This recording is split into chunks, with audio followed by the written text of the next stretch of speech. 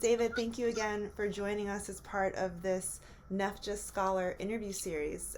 So before we dive in, just want to tell our audience what the purpose is. So this series is all about highlighting our former NEFJA scholars, and we want to do that for two reasons. So one, we want to shine a light on the impact that each of our scholars has had in the jazz community. And then number two, we want to show our donors the impact of their dollars, right? We Yeah, really absolutely. are appreciative of the ongoing support, and we want to do a little show and tell. So, apologies for the background noise. So to start off, David, can you tell us the origin story of how jazz came into your life? Sure.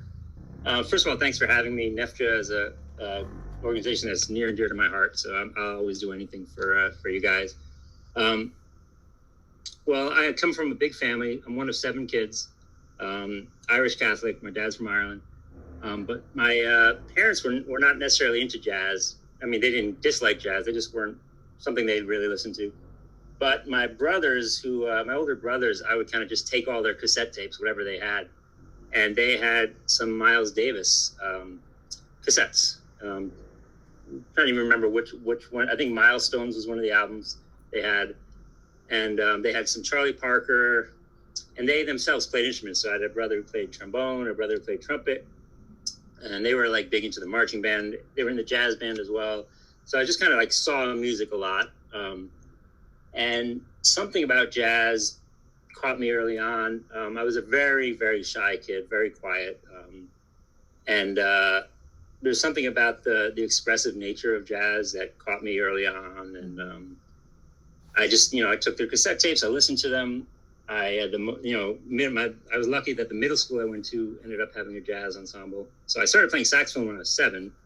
I'm not sure why. My parents asked me if I wanted to play an instrument, and I said yes, the saxophone, and probably because nobody else in my family played it, maybe. And then, so once I got into, and I started taking private lessons, and once I got into middle school and got into the jazz ensemble, and it just like, it definitely felt, there's space for everybody in jazz. There's space for if you're quiet, if you're loud, if you're a showman, if you're not, if you're introspective. There's jazz is open to everybody, and even if you're somebody like I was, who was not a very outgoing person, you could through an instrument be expressive. So it was definitely the improvisation nature of it was very appealing to me, and just having an outlet for that. Was something. And then just the moment I started doing it, it wasn't like I was incredibly talented, but I just stuck with it, and it just was my thing that I like to do. And, I was lucky to have some good teachers and that kind of thing. And as I discovered more and more, it just grew from there. That's kind of where it started from. I love that tie to self-expression and kind of that coming of age, and how jazz was kind of with you throughout that. So let's fast forward then. So as a NEFJA scholar or scholarship recipient, I'm curious then, how did receiving that scholarship kind of impact or further that relationship with jazz? Yeah, sure. Actually, I'd like to just go before that and even say how NEFJA as an organization affected my life, because, a few years before I won the scholarship, I sort of became aware. I moved to, so basically I grew up in a small town called Mahopac, New York. My dad took early retirement right after my freshman year of high school, so we moved down to Palm Coast. And it was probably the best thing that ever happened to me musically. It's this little town down in Florida, but all of a sudden, we saw advertised, or we saw a concert or something with Northeast Florida Jazz Association. And so immediately my dad, my parents are super supportive, even though they weren't like super big jazz fans, they're incredibly supportive. And so they contacted them, and immediately, because I needed a teacher, a private teacher and stuff. And Jeep and Muriel are your grandparents, yeah? That's So, right. oh my gosh, they just adopted me immediately. It was amazing. Jeep sought out a local musician, Jack McCullough, who was a phenomenal musician, played with like Tommy Dorsey and things like that. But he was retired, And he was super nice and kind of like took me under his wing, but said he wasn't taking on students. And he then suggested somebody up in Jacksonville, Don Zentz, who's a phenomenal teacher. And all that through your grandparents Wow. really spurred everything. And that, that's years before I got the scholarship. And ever since then, like we started attending, became members of the organization. Mm-hmm. And they just adopted me. Like everybody called it, would say, that's our Dave, or any accomplishment I had, or, I remember one time playing at a local cultural festival in Palm Coast outside in the square or something. Mm-hmm. And I was just, a little quartet. This is probably after I left to college and came back. And, of course, Jeep and Muriel came out and to see me play because they saw me on the lineup. And then I was about to go up and Jeep said, "Who's going to announce you?" And I said, there's nobody announcing, just people, it's like a little stage and people going up and down. He goes, "That's unacceptable." And he got up there because I'm going to give you a proper introduction. Yeah. And he just jumped up on stage and grabbed the mic and gave me started lauding all these accomplishments of myself. And that's our boy, Dave. And, I love the both of them. And I love the whole organization. They really just took me under their wing and wow. supported everything. And so that's before the scholarship. Then that, to me, just as an organization, if I had never even gotten a scholarship, that put me on my path right there. And but then the scholarship is meaningful because they take it seriously. It's they really want to find musicians who care about jazz and take it seriously, and who they can support. And I think I had to write an essay and everything, and it was good to think through why I cared about jazz and that kind of thing. And certainly, I don't come from a lot of money. I was, my dad came over from Ireland when he was 18 on a boat, and started bartending in New York City. Eventually, got a decent job in retirement. So I was not, I did not have troubles, but I was not, they didn't have all this college money in the bank. So right. Every penny was super appreciative. And so that scholarship went a long way towards both make me feel good. It was that support of we believe in you. And also I needed the money. Yes. And so in both those things, I was able to then, go to, I went for a year to, it's called something different now, but back then it was called the Florida Community College of Jacksonville. And I went there particularly because my instructor, Don Zentz, had left UNF and started teaching there, and I wanted to go there. And so I went there for a year, and then I went over to UNF and finished my education at UNF. But the organization just, even beyond me getting a scholarship and years later and bringing me back and always checking in on me, has always been amazing to me. And I've just been really lucky too. I'm not as active as I'd like to be right now with music. Mm-hmm. I've got two young boys who are a handful and a day job, but I'm very lucky that my day job actually believes in charity, and they give each employee a certain amount of money to give to a charity of their choice. And ever since that, I've always given a portion to North Florida Jazz Association, and it just feels good because I know from the inside out that is every penny of that is going to something good. That I don't, you give to certain organizations you don't know, whatever, but I know the kids who get that money or the concerts that are put on by that money is just good. It's a good for the world. And so it feels good to be full circle and be able to sort of be in a position to direct a little funds towards them, Absolutely. Yeah. And I'm so glad you told the full story and context of your relationship with NEFJA. I know when I spoke with my grandmother about you, I didn't have the full story, but the energy in her voice was very real. And she's like, "You have to talk to David. He's a critical part of this whole equation. You have to talk to him." So to hear the whole story from your side is I love it. It just puts the pieces of the puzzle together, and I'm so glad that you guys crossed paths.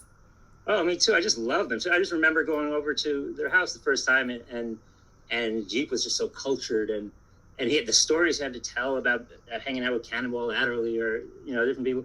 And also I remember because I was into astronomy as a kid. He had built his own telescope, I believe. Yeah, it's still. And I remember him showing that off, and I was like, wow! I was just in awe. You built that? Wow! He's just such an interesting, kind man. And your mom too, and just not mom, grandma. I just love them to pieces, and the whole organization. Everybody in there was great. Yeah, yeah. And actually, that's something else I wanted to touch on was I understand that through your relationship with UNF, the University of North Florida, you were able to help further the NEFJA mission. Can you speak more about that, the relationship between those two institutions? Um, I'm not sure further than at UNF. I'm not. I know that I certainly spoke about NEFJA to people up there, Mm-hmm. and I would bring players down to do concerts and things like that.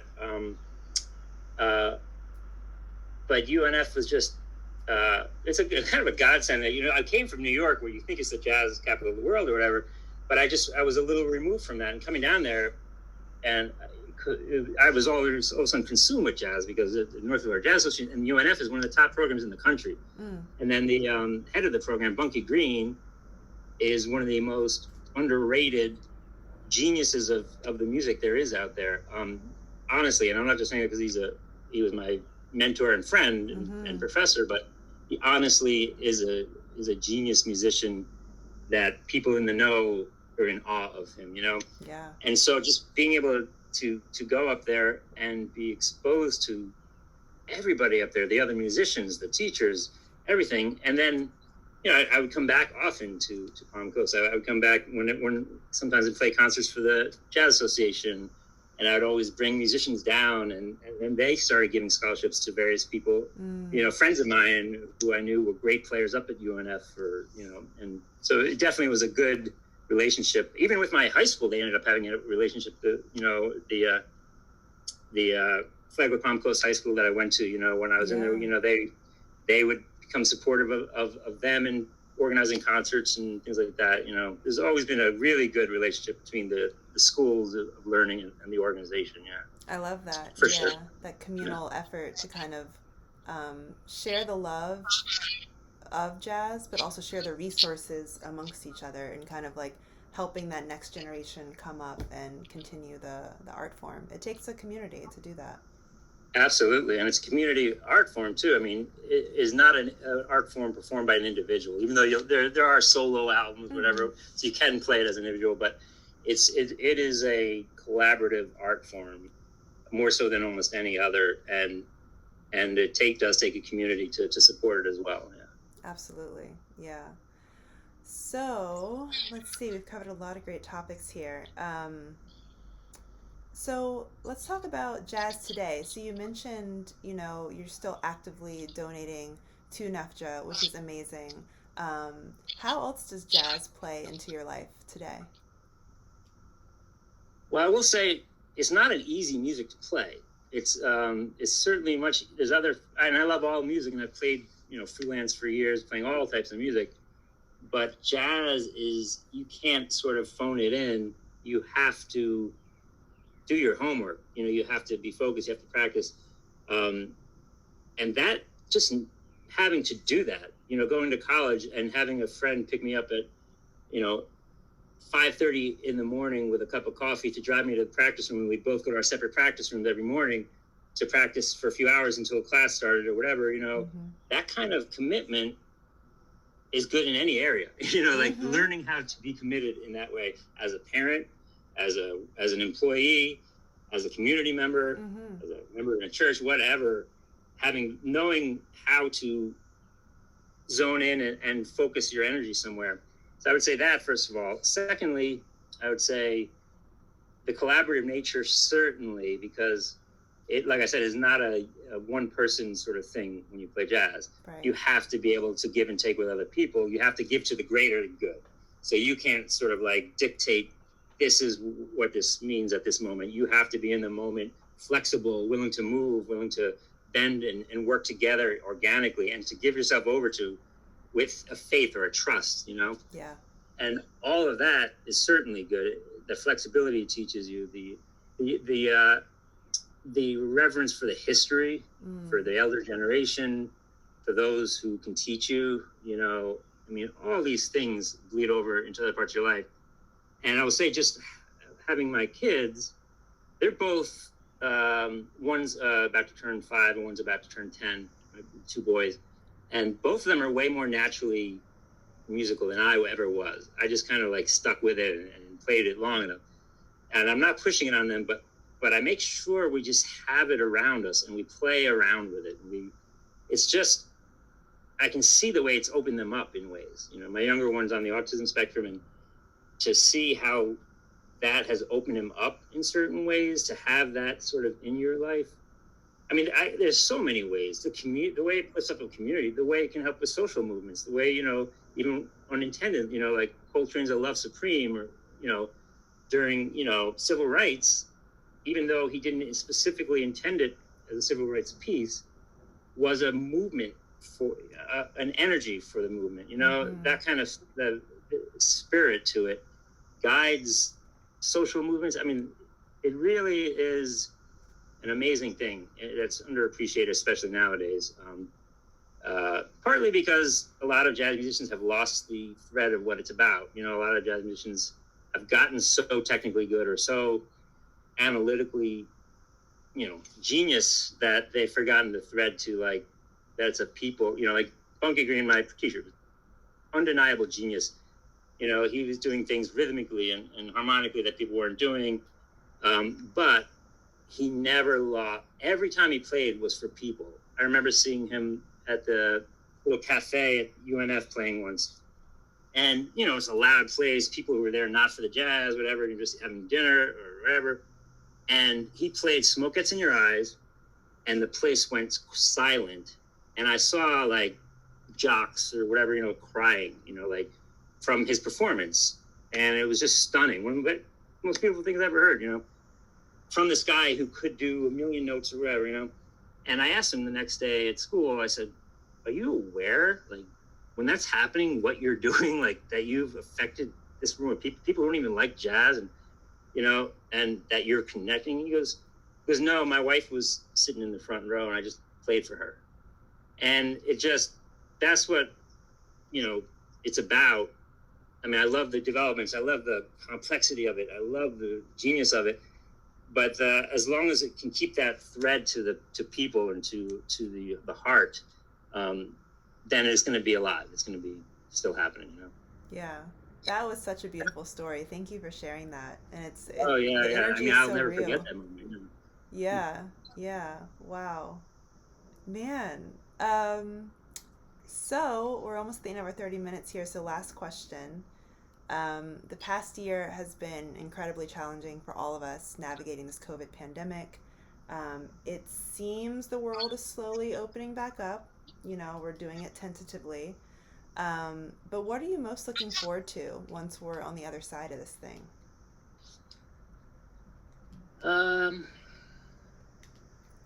Honestly, you know, like, just being with people. I mean, musically, I'm certainly looking forward to hearing concerts again, you know, and see, you know, I've loved that the creativity people have had to, you know, I feel horrible for my friends who are still making their living as freelance musicians. My God, this has been devastating for a lot of them, you know, but it's been interesting to see the creativity that people have had to exhibit in how to navigate and find ways to get their art out and to get their music out in this environment. And so I don't want that to go away, that we have this way to share virtually now. I mean, I've heard, you know, seen Chris Potter, a great saxophonist, from his house, you know, play a solo little concert. You know, I don't want that access to go away, because it's such a cool tool.